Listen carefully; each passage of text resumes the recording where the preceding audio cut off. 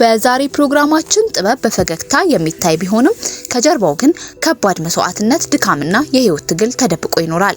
አንዱ ታሞ ሞተ እንዲባል አልፈልግም፣ እየሰራ ሞተ እንዲባል እፈልጋለሁ ብሎ እስከመጨረሻ አስተንፋሱ ድረስ ለህዝብ ፈገግታ ለመስጠት የተጋው አርቲስት ነጻነት፣ ሌላው ደግሞ የሀገራችን የፊልም ደረጃ ከፍ ለማድረግ ንብረቱን ሸጦ አካሉን አድክሞና ለ3 ዓመታት የታገለ ወጣት ባለሙያን እንመለከታለን። ሁለቱም ታሪኮች አንድ ነገር ያሳያሉ፣ እውነተኛ ጥበብ ዋጋ እንዳለው፣ አንዳንዴ ገንዘብ፣ አንዳንዴ ጊዜ፣ አንዳንዴ ደግሞ ህይወት እስከሚከፈልበት ድረስ። በዛሬ ፕሮግራማችን ከፈገግታ ጀርባ ያለውን ህመም፣ ከስኬት ጀርባ ያለውን ትግልና ለሙያቸው ሁሉ የሰጡ ሰዎችን እናስታውሳለን። መልካም ቆይታ። ታሞ ሞተ እንዲባል አልፈለገም፣ እየሰራ ሞተ እንዲባል ነበር የፈለገው። በኢቢኤስ ቅዳሜን ከሰዓት ፕሮግራም ላይ የቀረበችው የወይዘሮ ንጹህ ዘር ቆይታ እጅግ ልብ የሚነካ ነበር። ስለ ባለቤቷ ስታወራ የነበራት ስሜት፣ የናፍቆት ክብደትና የፍቅር ጥልቀት ብዙ ሰዎችን አሳዝኗል። የነሱ የፍቅር ጉዞ በታዋቂነት ላይ አልተጀመረም። በሰፈር ውስጥ በድንገተኛ የሀዘን አጋጣሚ ነበር። ንጹህ ዘር በመጀመሪያ ስትተዋወቀው እንኳን አንድም የኪነ ጥበብ ስራውን አታውቅም ነበር። ግን የነጻነት ቅንነት፣ የልበሰፊነትና የሰውነት ሙቀት በጓደኝነት ጀምሮ ወደ ጽኑ ትዳር አድርሷቸዋል።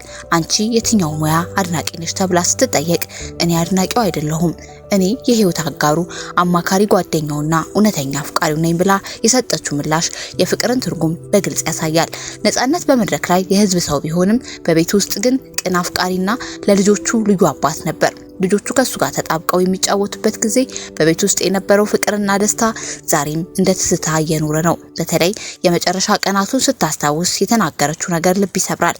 በህመሙ ጊዜ እረፍት እንዲያደርግ ብትጠይቀውም የሱ መልስ ግን ይህ ነበር። እኔ ታሞ ሞተ መባልን አልፈልግም፣ እየሰራ ሞተ መባል ነው የምፈልገው። ይህ ቃል ነጻነት ለሙያው ለህዝቡና ለስራው የነበረውን ፍቅር በግልጽ ያሳያል። እስከ መጨረሻ አስተንፋሱ ድረስ ሰውን ለማሳቅ፣ ለማስደሰት፣ ስራውን ለመስራት ቆርጦ የነበረ ሰው ነበር። ዛሬ ምናልባት ሰውነቱ በመካከላችን ባይኖርም ስራዎቹ፣ ፈገግታውና ያስቀመጠው ትዝታ ግን ለዘላለም ከኛ ጋር ይኖራሉ።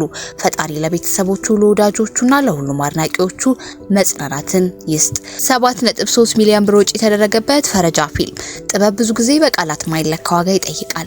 ለአርቲስት ሄኖክ ወንድሙ ግን ፈረጃ ፊልም የገንዘብ ብቻ ሳይሆን የህይወት፣ የትዕግስትና የመስዋዕትነት ጉዞ ሆኖበታል። በቅርቡ በተገለጸው መረጃ መሰረት ፈረጃ ፊልም ለመስራት 7.3 ሚሊዮን ብር ወጪ ተደርጓል። ከዚሁ 3.4 ሚሊዮን ብር የተሸፈነው በህዝብ ድጋፍ ነው። ይህም የኢትዮጵያ ህዝብ ለጥበብ ያለውን አክብሮት በተግባር ያሳየ ትልቅ ምሳሌ ነው። ሄኖክ ለፊልሙ ያለውን ፍቅር በቃላት ብቻ አላሳየም። የራሱን ንብረትና መኪና ሽጦ ለስራው አውጥቷል። በተጨማሪ የቅርብ ጓደኞቹ ከጎኑ ቆመው ድጋፍ አድርገውለታል። ፈረጃ እስኪጠናቀቅ ድረስ 3 ሙሉ ዓመታትን ፈጅቷል። ሄኖክ ለገጸ ባህሪው ተገቢውን ቁመና ለመያዝ ሲል እስከ መክሳት ድረስ አካላዊ ለውጥ ማድረጉ ለሙያው ያለውን ክብርና ቁርጠኝነት በግልጽም ያሳያል። ስለ ፊልሙ ሲናገር ፊልሙ ምናልባት እንደጠበቃችሁት ላይሆን ይችላል፣ ለኔ ግን ትልቁ የስራ የህይወት ልምድ ሰጥቶኛል ሲል በትህትና ተናግሯል። አንድ አርቲስት አግዙኝ ብሎ በህዝብ ፊት መቆሙ የድፍረት ብቻ አይደለም፣ ለጥበብ ያለውን እምነትና ለሀገሩ ሲኒማ ያለውን ትልቅ ህልምም ያሳያል። የሀገራችን የፊልም ደረጃ ከፍ ለማድረግ ንብረቱን የሸጠ፣ አካሉን የጎዳና ለ3 ዓመት የታገለ ባለሙያ ክብር ይገባዋል። ፈረጃ በቅርቡ ለእይታ ይበቃል። ሄኖክ የደከመበትን ልፋት ዋጋ እንዲያገኝ፣ ፊልሙም የኢትዮጵያ ሲኒማ ላይ አዲስ ምዕራፍ እንዲከፍት ምኞታችን ነው። በዚህ ነበር የዛሬ ፕሮግራማችን ከፈገግታ ጀርባ ያለውን ህመም፣ ከስኬት ጀርባ ያለውን ትግልና ለሙያቸው ሁሉ የሰጡ ሰዎችን አብረን ተመልክተናል። አንዳንድ ሰዎች በቃላቸው ይታወሳሉ፣ አንዳንዶች ደግሞ በተውት ስራ፣ በፍቅራቸውና በለፉት መስዋዕትነት ለዘላለም በልባችን ይኖራሉ። ጥበብ ማለት መዝናናት ብቻ አይደለም፣ ትዕግስት፣ ፍቅር፣ ህመምና ትልቅ መስዋዕትነት ጭምር ነው። ለሙያቸው የከፈሉትን ዋጋና ለህዝብ የተዉትን ትዝታ ከልብ እያከበርን እንዲህ አይነት አስደሳች፣ አሳዛኝና ትምህርት ያላቸው ታሪኮችን በየጊዜው ለማግኘት ማልቲቪን ሰብስክራይብ ማድረግ አይርሱ። ላይክ፣ ሼር፣ ኮሜንት በማድረግም ድጋፋችሁን አሳዩን። ማልቲቪ ከታሪኮች ጀርባ ያለውን እውነት የምናቀርብበት የእናንተ ቤት